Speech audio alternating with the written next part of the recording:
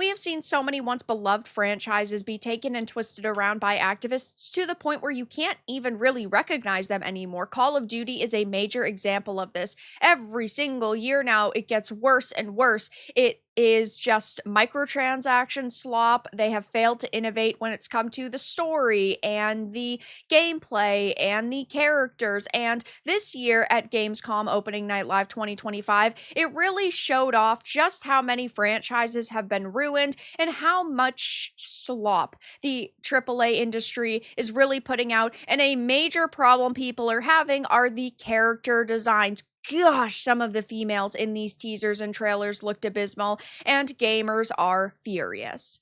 I have a few different things to show off, but before I get into the topic, if you enjoy the content I create, check out the links in the description, join the community in my live streams, and consider supporting through Patreon or YouTube memberships. Now, obviously, yes, character designs are not the only important factor in a game. If the characters all look amazing and they're beautiful bombshells, but the gameplay is really bad or the level design is really bad, then yeah, it's not going to keep your game alive. But I do generally think that characters should look pretty good. We are looking at characters who are supposed to, in most cases, represent the height of humanity. And sure, if their story has to do with them being ugly, like Brienne of Tarth, for example, that's perfectly fine. But I think that generally characters should look pretty good, especially in games where they are trying to sell you on character models and skins, and they're trying to get you to pay, in some cases, $20 for the way a character is supposed to look. And I, as a woman myself, love to look at attractive women in video games, just like I love to look at attractive men. I do not think that that is a bad or negative thing.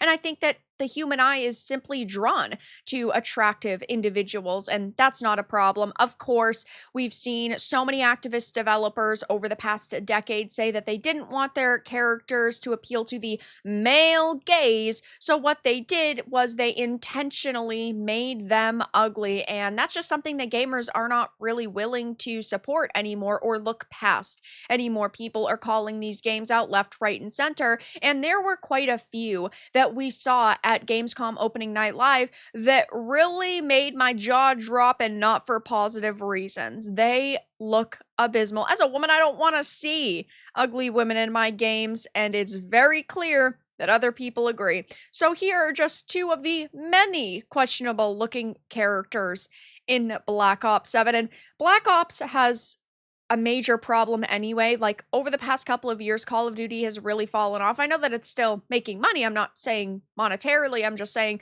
in the eyes of gamers, right? The franchise is not even close to where it once was, which is why they're taking a step back and they're trying to compare it a lot more to Black Ops 2. We saw maps like Hijack in the trailer. We saw some guns that were in Black Ops 2 that were really great. And that's cool, but we basically just know that they're going to throw a playlist of 5 different iterations of Nuketown into this game and then slap $25 skins in it and say, here you go, guys, hope you enjoy. Now, the trailer itself is sparking a lot of backlash for a lot of different reasons. There are a lot of people who are saying things like the fall of Call of Duty has to be studied. I can't wait to play Battlefield 6 soon. This franchise is like Madden, same game for every release, yet people will buy it anyway. Over the past couple of Call of Duty releases, though, we have seen more competition stem, and this year it's definitely Battlefield 6, and I do think that it is going to affect the sales. I mean, they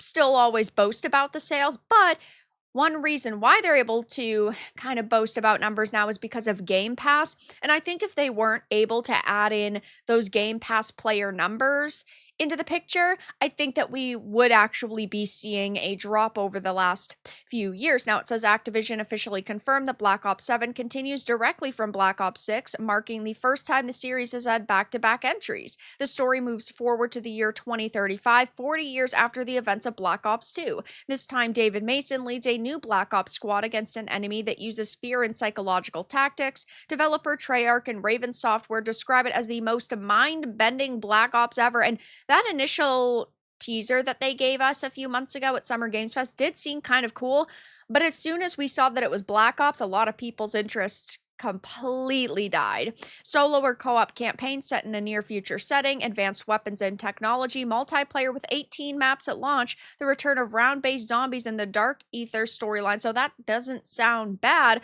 But then you actually get to the trailer and you see how people are reacting. 16 million views in 23 hours, 35,000 likes to 149,000 dislikes. And of course, the comments are absolutely wrecking them. No particular shock there. From a COD player, thank you for making it easy to choose BF6. This actually made me pre-order Battlefield 6. Best advertisement for Battlefield 6. People say COD is getting too much hate. I personally think they aren't getting enough. I expected nothing and they still managed to disappoint. EA is probably going to throw a giant party tonight. And then you go to social media, and a lot of people are discussing the way that the characters in this game look. Here are two of the so-called females, and yeah, I mean, this is just an abysmal look. You're trying to sell me on a game, and these are the types of characters that you present. We need to go back to the days of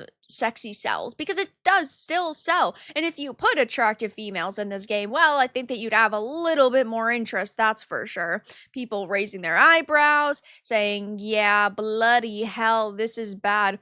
I'm honestly so glad I get to watch these overdone slop FPS franchises die during my lifetime. What a show. I personally am sad because I used to love Call of Duty. I used to buy every single one. I would put hundreds of thousands of hours into them. So nostalgic. But yeah, I mean, we're talking about the fall of a franchise really just because a company got greedy. If they started listening to people, maybe they'd be able to make a boatload of money again. And they already do make a lot of money, but imagine if everybody who used to play Call of Duty was still supporting them. They would be making so much more.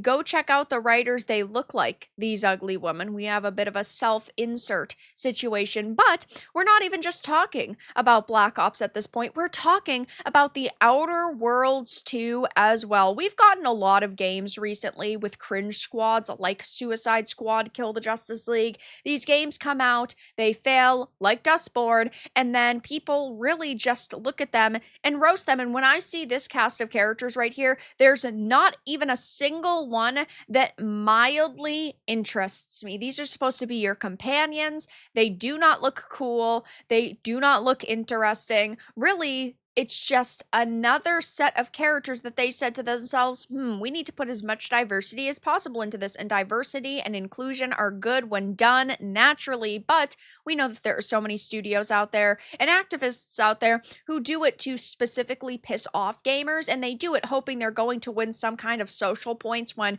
social points, you can't turn those in for real dollar bills. So it really is just another game that, unfortunately for the people who might have been excited, looks like it's going to be bad. I mean, the Outer Worlds one did still look this way to a certain extent, but I still thought that it was much more bright and interesting and unique, and this doesn't look like that at all whatsoever. And now you've even got people comparing it with Concord. Here's Outer Worlds 2 in a random comparison with Concord. Notice the strange obsession with mushrooms and chaotic palettes that ignore design patterns. These designs almost always come from Californian devs, showcasing the echo-chambered progressive mindsets. They don't look cool, they don't look interesting, and half these characters are supposed to be women, and none of them actually look like women. I'm so sick of seeing females being masculinized in my entertainment like so many other people. I don't think that all of them need to be small, petite bombshells, but damn, is it nice every once in a while to see a half-decent looking character.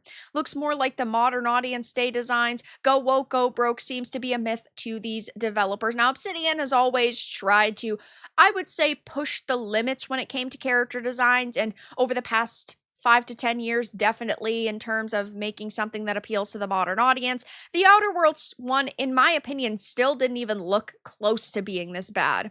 Aggressively unaesthetic. Good for them and the millions they're not gonna make. Keep in mind, this was a game that initially was going to be $80, and then Microsoft had to backtrack. They acted like they were the good guys, and they were saying, oh my gosh, we're listening to the players. You didn't listen to us in the first place, or else you would have known that the general sentiments around surrounding $80 games was extremely negative. So they lowered it back down to 70. But even so, this is going on to Game Pass. So why would people swipe their credit card for this game when they could just play it through Game Pass? And yes, I know that Microsoft wants as many people on that subscription service as possible because it does make them a lot of money. But developers do still need to sell independent copies of their games outside of subscription services. So yeah, this year at Gamescom, we saw that developers are basically doubling down on these ugly DEI designs. They don't make good looking characters anymore, and that's why we have to look at indie developers and AA developers, because they are doing a hell